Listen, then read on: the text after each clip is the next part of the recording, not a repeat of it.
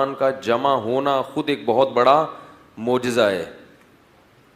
جب قرآن نبی پر نازل ہوتا تو آپ صحابہ کو حکم دیتے کہ اس کو بولو بھائی لکھ لو۔ جانوروں کی جو ہڈیاں ہوتی ہیں نا چپٹی، وہ ہڈی لے کے قلم سے اس کے اوپر آیتوں کو لکھا کرتے تھے۔ اس طرح صحابہ کرام نے لکھ لکھ کے بڑے بڑے تھیلے جمع کر لیے تھے گھر میں، اور سینوں میں بھی محفوظ کیا۔ نبی صلی اللہ علیہ وسلم فجر میں بھی پڑھتے اور جہری نمازوں میں، مغرب میں بھی اور عشاء میں بھی۔ تو اس طرح قرآن کے بہت سارے حافظ بھی تیار ہو گئے۔ اور پھر رمضان میں نبی صلی اللہ علیہ وسلم نے تراویح کی نماز کو بھی مشروع کیا کہ 3 دن تراویح پڑھی اور اس کو سنت عمل بنا دیا۔ اتنی لمبی لمبی تراویح پڑھتے کہ روایت میں آتا ہے کہ جب صبح سحری کا وقت ہوتا تو تراویح ختم ہوتی تھی، اور بسا اوقات گھر بغیر سہارے کے جانے کے لائق بولتے کیوں نہیں ہوتے۔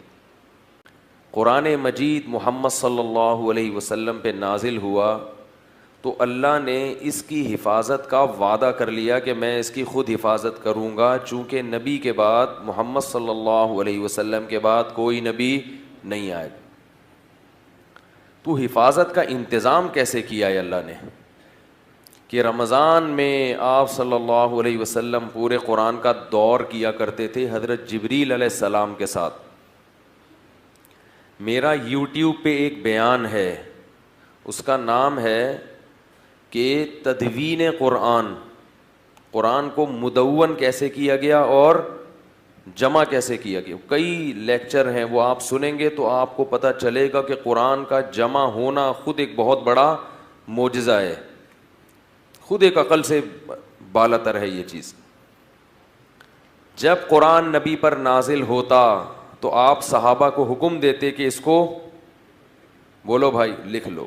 صحابی کہتے ہیں کہ ہم چمڑے تلاش کرتے اور چپٹی ہڈیاں، جانوروں کی جو ہڈیاں ہوتی ہیں نا چپٹی، وہ ہڈی لے کے قلم سے اس کے اوپر آیتوں کو لکھا کرتے تھے۔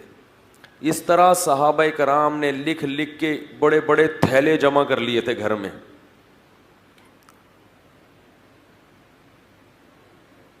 بھائی سمجھ میں آ رہا ہے؟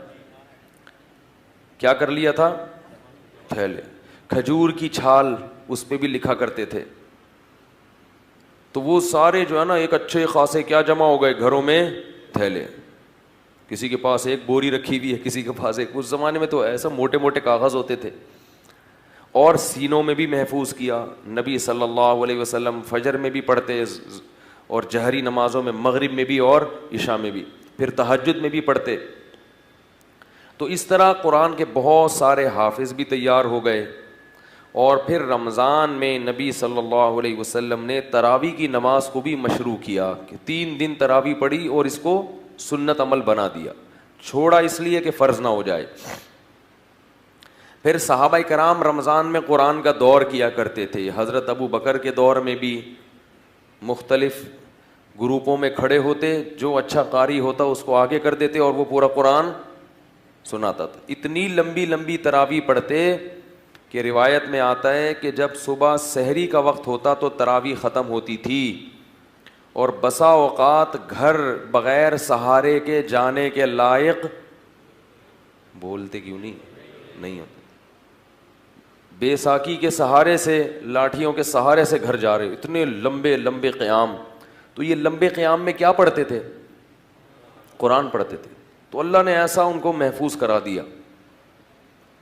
پھر حضرت عمر کا دور آیا تو حضرت عمر نے اتنے سارے جتھوں میں جو پڑھا جا رہا تھا ان سب کو ایک قاری پر بولو بھائی جمع کر دیا۔ مسجد میں ایک جماعت ہوگی اور ایک امام، تاکہ اجتماعیت ہو۔ وہ دن اور آج کا دن مسجدوں میں اتنی نمازیں اسی اس طرح سے ہوتی چلی آ